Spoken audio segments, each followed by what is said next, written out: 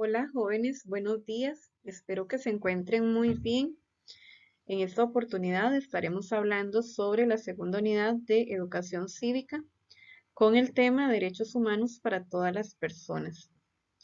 Muchas veces, ¿verdad? Desconocemos los hechos históricos que se dieron antes de la creación de la Declaración Universal de Derechos Humanos y en esta ocasión vamos a abarcar esos temas. Espero que les quede muy claro, que tomen sus anotaciones si desean hacerlo para que después puedan realizar el ejercicio que está al final de la unidad.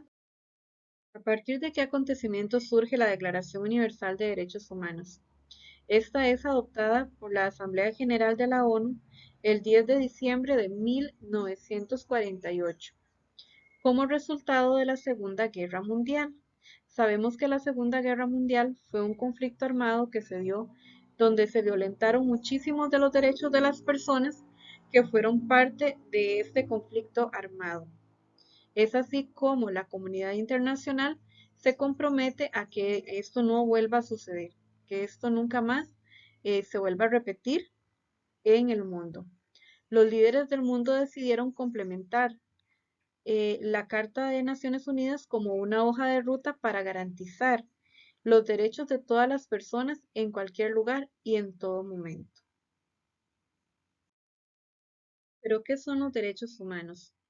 Los derechos humanos son derechos que le pertenecen a todas las personas por el hecho de haber nacido, sin discriminación alguna, de nacionalidad, lugar de residencia, sexo, origen étnico, color de piel, religión o lengua, o cualquier otra condición.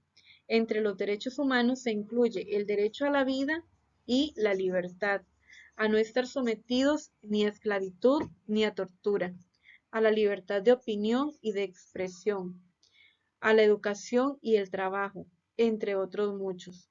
Estos derechos corresponden a todas las personas sin discriminación alguna.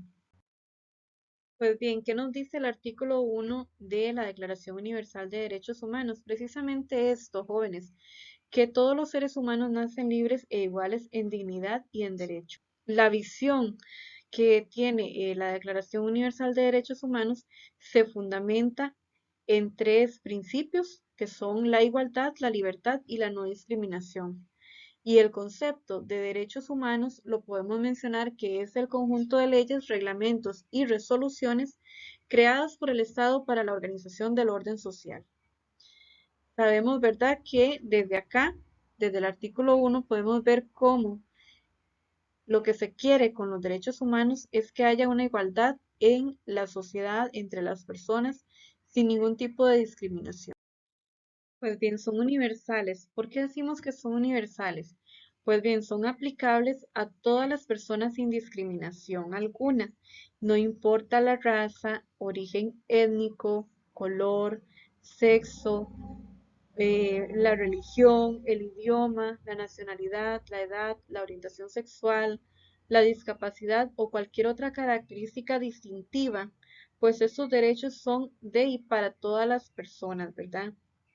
¿Por qué podemos decir que los derechos humanos son inalienables? Porque a nadie pueden cancelársele o destituírseles. Y al mismo tiempo nadie puede renunciar a ellos, pues que son inherentes a las personas. Yo no puedo decir que me quiten los derechos humanos. Los derechos están y son para ser cumplidos, ¿verdad? Relacionados entre sí. Los derechos humanos están relacionados entre sí, de tal forma que para ejercer plenamente determinado derecho será necesario la intervención de otro u otros. Por ejemplo, les voy a poner un ejemplo muy claro. Para ejercer el derecho a la educación es necesario acceder también al derecho a la salud y el derecho a la alimentación.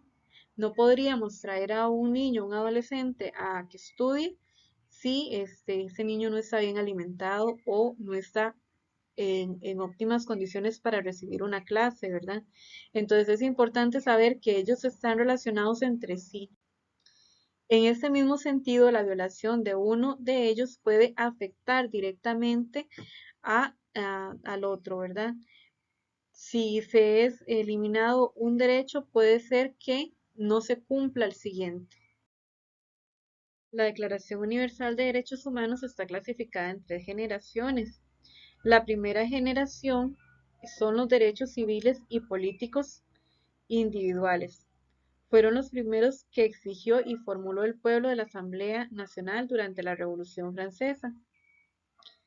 Esto fue toda una lucha en el siglo XVIII que se dieron para que se reclamaran o se fomentaran los derechos.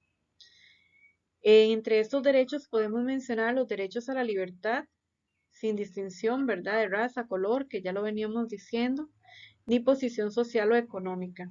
¿Por qué se dan a partir de la Revolución Francesa? Porque antes de ella había todo una jerarquía de poder, ¿verdad? Donde habían personas donde no se les respetaba los derechos. Había mucha servidumbre y habían solo unos cuantos que tenían el poder y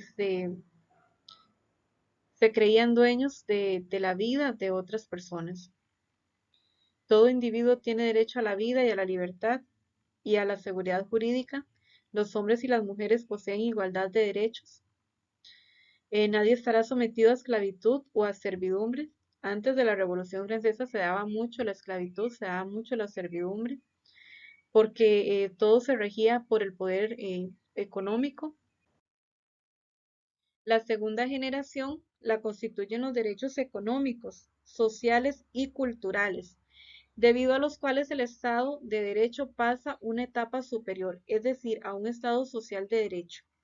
De ahí el surgimiento del constitucionalismo social que enfrenta la exigencia de que los derechos sociales y económicos descritos en las normas constitucionales sean realmente accesibles y disfrutables.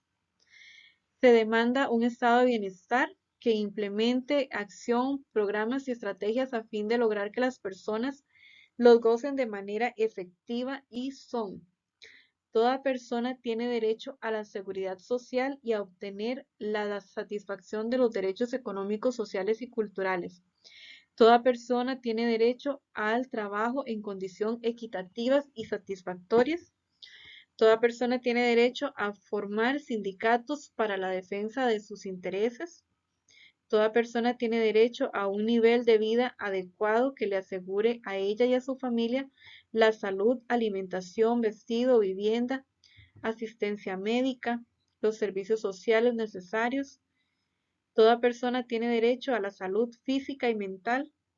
Y durante la maternidad y la infancia, toda persona tiene derecho a cuidados y asistencia especial. Toda persona tiene derecho a la educación en sus diversas modalidades. Y los de tercera generación son de solidaridad, cooperación de los pueblos. Este grupo fue promovido a partir de la década de los 70 para incentivar al progreso social y elevar el nivel de vida de todos los pueblos en un marco de respeto y colaboración mutua entre las distintas nacionalidades de la comunidad internacional. Entre otros destacan los relacionados con la autodeterminación, la independencia económica y política, la identidad nacional y cultural, la paz, la coexistencia pasiva, el entendimiento y confianza, la cooperación internacional y regional, la justicia internacional, el uso de los avances de las ciencias y las tecnologías, la solución de los problemas alimenticios, demográficos, educativos, ecológicos, medio ambiente, patrimonios comunes de la humanidad. Podemos mencionar el desarrollo que permite una vida digna. Y por su parte, ¿verdad? La Declaración Universal de los Derechos Humanos deja claro que todos los derechos humanos, ya sean económicos, políticos, civiles, culturales o sociales, tienen igual validez e importancia. El cumplimiento de esos es imprescindible para lograr y proteger el bien común de todos los miembros de la comunidad y posibilitar así una convivencia social justa y armónica entre la sociedad. A partir de haber escuchado un poco lo que ha sido esto de la Declaración Universal de Derechos Humanos, cómo está constituida, las generalidades que tiene, cómo se dio y por qué se dio, podemos decir y podemos aportar un poquito sobre lo que es la situación de Costa Rica en relación a los derechos humanos. Le agradecemos a Dios, ¿verdad?, que Costa Rica tiene eh, algunos derechos que se cumplen, tal vez no a cabalidad, pero se trata de que están en unas condiciones por lo menos aceptables. Entre ellos podemos mencionar el derecho al trabajo. En Costa Rica se da, ¿verdad?, que hay un horario establecido, que hay un día de descanso, que hay derecho a vacaciones, ¿verdad?, que los trabajadores se les permite o se les brinda de alguna manera seguridad en los trabajos, situaciones que tal vez en algunos otros países podemos ver que no se dan.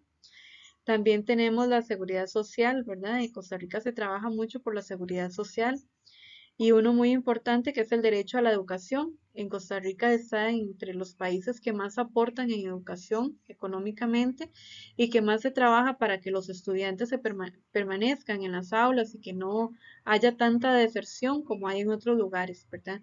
Entonces podemos decir que en Costa Rica estos derechos por lo menos se están cumpliendo, pero también tenemos la otra parte que son los desafíos, ¿verdad? Costa Rica enfrenta también muchos desafíos en derechos humanos, como podemos decir que es la pobreza, que es el trabajo infantil, que es la explotación, ¿verdad? La explotación de niñas y niños y adolescentes que se da, ¿verdad? Muchas veces ligado a las situaciones de pobreza.